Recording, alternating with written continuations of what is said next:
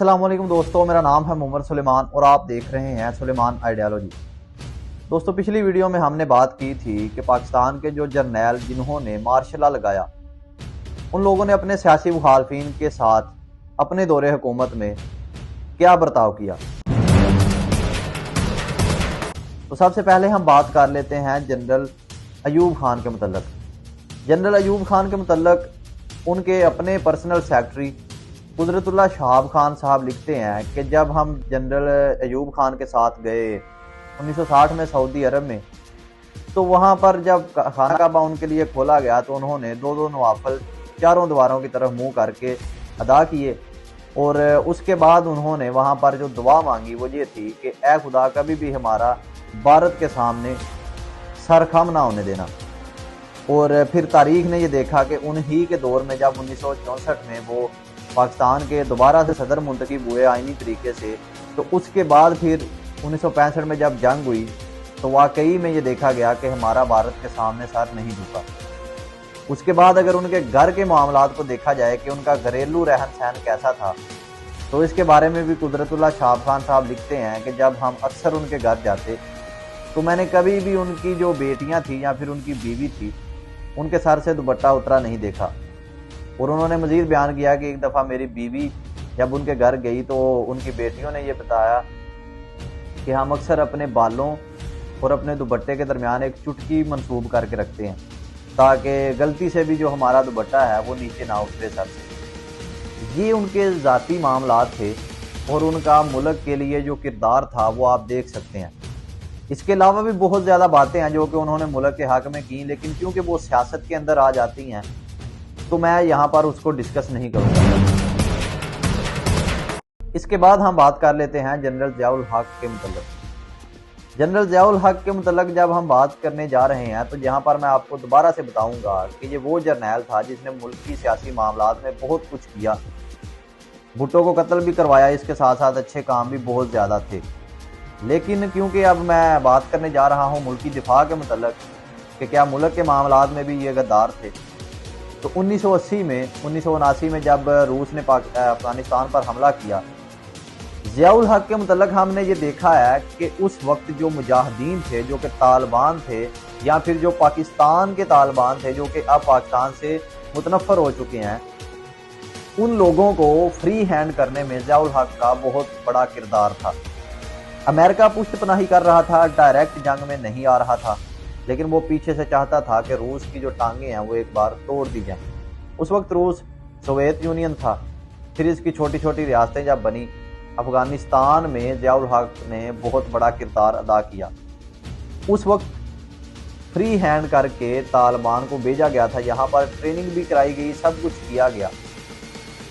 ये तो हो गया कि आप कह सकते हैं कि उम्मत मुसलमा के इत्तेहाद की वजह से ये सब कुछ हो सकता है, दिल में आ गया होगा कि ये हमारे भाई हैं जिन पर हमला हो चुका है। अब बात करते हैं कि पाकिस्तान को जनरल ज़ियाउल हक ने कैसे बचाया। तो सऊदी अरब के उस वक्त के जो इंटेलिजेंस चीफ थे, उन्होंने कुछ देर पहले, कुछ साल पहले उन्होंने अपना एक इंटरव्यू दिया, गूगल पे आपको वो मिल भी जाएगा कॉलम। उसमें उन्होंने लिखा कि अगर सोवियत यूनियन के टूटने के बाद रूस बन चुका था और रूस को अपनी रियासतों से जुदा होने का सबसे ज़्यादा गुस्सा था पाकिस्तान पर, और वो चाहता था कि पाकिस्तान पर हम हमला कर दें, पाकिस्तान को नेस्तो नाबूद कर दें। और पाकिस्तान को उस वक्त नेस्तो नाबूद किया भी जा सकता था क्योंकि पाकिस्तान ज़्यादातर मैदानी इलाका है।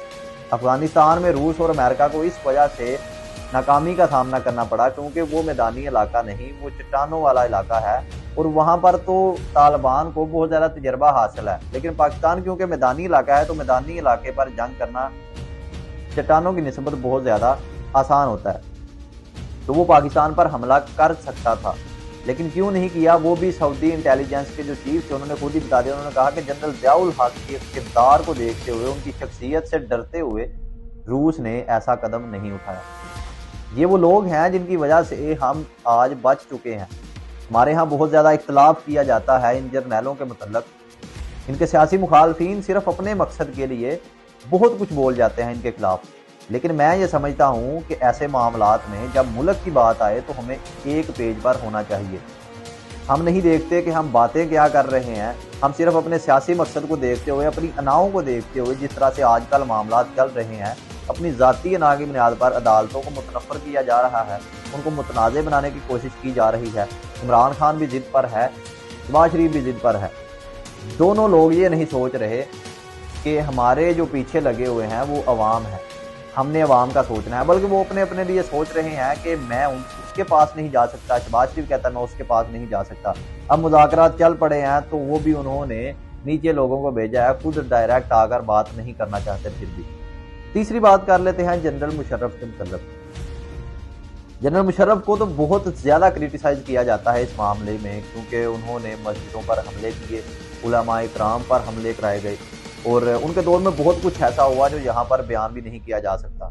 उनके दौर में बहुत अच्छे काम भी किए गए, और उनमें से एक अच्छा काम ये था, उनके दौर में तो नहीं था लेकिन उस दौर से पहले था, जो कि मैं समझता हूँ कि नवाज शरीफ और जनरल परवेज़ मुशर्रफ के दरमियान जो बुनियादी इख्तलाफ था, जिसकी वजह से नवाज शरीफ की हुकूमत को कुचला गया, वो ये था कि जब कारगिल के महाज पर साफ साफ पाकिस्तान को फतह याब हुई थी, उस वक्त नवाज शरीफ ने दबाव में आकर एक गलत कदम उठाया, जो कि अमेरिका में जाकर जंग बंदी का ऐलान कर दिया। और जब हम नीचे उतरे कारगिल की पहाड़ी से, तो उस वक्त हमारे तकरीबन 400 से ज़ायद जो फौजी हैं उनको शहादत का सामना करना पड़ा। अब अगर देखा जाए तो फौजी कभी भी, एक जर्नैल कभी भी नहीं चाहेगा कि उसका एक फौजी भी बगैर किसी मुनासिब वजह के शहीद हो। अगर जंग हो रही हो उसमें शहीद हो जाए तो वो मानते भी हैं, लेकिन अब अगर एक ऐसा मामला आ जाए कि सुलह के बाद सारा ये काम हो, तो उस वक्त फिर उस बंदे को इस बात का गुस्सा भी होगा। और ऐसे मामलात में जब एक चीफ ऑफ आर्मी स्टाफ से आप मुशावरत किए बगैर जाकर जंग बंदी का ऐलान कर दें, उस वक्त जनरल परवेज़ मुशर्रफ का जो गुस्सा था वो देखने के काबिल था। मैं ये समझता हूँ कि ये एक अच्छा काम था जो कि उन्होंने मुल्क के दिफा के लिए किया। फिर इंडिया में उनका इंटरव्यू हर बंदे ने देखा होगा कि जब वो गए तो कश्मीर पर भी बातें हुई, और ना डर होकर बेडर होकर उन्होंने वहाँ पर इंडिया की आंखों में आंखें मिलाकर वहाँ पर सरेआम कुछ बातें की। अब जो आखिरी बात करने जा रहा हूँ, जो कि मैं समझता हूँ कि इस वीडियो का सबसे अहम टॉपिक है, वो है जनरल बाजवा के मुतल्लिक़। जनरल बाजवा के मुतल्लिक़ बहुत से लोग कहते हैं कि वो मुल्क का गद्दार था। मैं बार बार वही बात दोहरा दूं कि अपने सियासी मकासद को देखते हुए किसी भी शख्स पर गद्दारी का लेबल लगा देना एक बहुत बड़ा जुर्म है। और कुछ मामलात, सियासी मामलात आप गलती कह लें या फिर जानबूझकर गलत तरीके से हैंडल किए गए, वो वाकई में ये काम जनरल बाजवा की तरफ से हुए हैं, और इनका एतराफ़ वो अपने इंटरव्यू में एक एक करके किए जा रहे हैं। पिछले चंद इंटरव्यूज़ में उन्होंने ये बात भी कर दी कि नवाज शरीफ ने मेरे साथ कुछ वादे किए थे लेकिन आप अपने ही वादों से मुकर रहे हैं। ये ट्वीट उनका सामने आया। ऐसे मामलात वो अपनी सियासी गलतियां मान रहे हैं।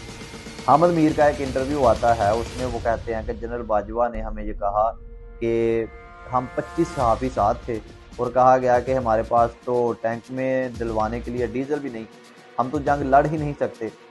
मजीद हामिद मीर ने कहा कि अप्रैल 2019 में मोदी दौरा करने वाले थे पाकिस्तान का। अब यहाँ पर मैं एक बात आपको बता दूँ, जो कि हो सकता है कि हामिद मीर साहब को करते हुए भी ख्याल नहीं आया, कि 26 फरवरी 2019 इंडिया सर्जिकल स्ट्राइक करता है पाकिस्तान पर। जब पाकिस्तान पर स्ट्राइक की जाती है तो इसका जवाब दिया जाता है। अब जवाब कोई पीटीआई का सियासी कारकुन नहीं देता, नून लीग का कोई सियासी कारकुन नहीं देता, कोई सिविल मुहिब्बे वतन नहीं देता, बल्कि जवाब कौन देता है? पाकिस्तान फ़ज़ाइया के कमांडर। अब मेरा ये मानना है, और वाकई में ये रूल है, कि फौजी कभी भी अपने अफसर के बगैर कोई भी काम नहीं करता, मतलब वो ऑर्डर को ओबे करता है। तो क्या उस वक्त जनरल बाजवा जो है वो डोल खा रहे थे? वो चाहते तो ये भी कह सकते कि इंडिया आता है जाए। हालांकि हामिद मीर ने अपने इंटरव्यू में ये बात साबित करने की कोशिश की कि वो जो है वो कश्मीर का सौदा कर चुके थे, लेकिन वो कौन था जिसने उस वक्त हुक्म दिया कि आप इंडिया के जहाज़ को तबाह कर दें? उसके बाद वो कौन था जब इमरान खान ने नेशनल असम्बली में आकर ये बात बयान की कि हमने इंडिया के कुछ टारगेट लॉक किए हैं, लेकिन हम उन टारगेट्स पर निशाना नहीं बनाएंगे, बल्कि उनसे चंद 100 मीटर के फासले पर हम वहां पर बॉम्बिंग अटैक करेंगे ताकि इंडिया को ये पता चल जाए कि हम में भी पावर है। तो वो कौन शख्स था कि जिसकी मुशावरत के बाद, जिसके फैसले के बाद, जिसके साथ इमरान खान ने मीटिंग की और मीटिंग के बाद उस बंदे ने और इमरान खान ने मिलकर ये फैसला किया कि हम चंद 100 मीटर के दूर फासले पर बॉम्बिंग अटैक करेंगे। क्या वो आर्मी चीफ नहीं था? क्या वो उस वक्त का जनरल बाजवा नहीं था? या फिर उस वक्त के डीजी ISPR वहाँ पर नहीं बैठे हुए थे? क्या वो नेशनल असम्बली के मीटिंग के बाद जो फैसला किया गया, क्या उसमें आर्मी चीफ का कोई इख्तियार नहीं था? उसके बाद अगर ऐसे मामलात में कहा जाए कि ये सारे जर्नैल गद्दार थे, मुल्क के गद्दार थे, तो ये बातें गलत हैं। सियासी मामलात में हर शख्स, पाकिस्तान की सियासत ऐसी है कि जब भी इंसान सियासत में दाखिल होता है तो वो दूध का दूल्हा ही क्यों ना हो, लेकिन पाकिस्तान की सियासत एक गंद है और जो शख्स भी इसमें उतरता है वो गंदा होकर ही बाहर आता है।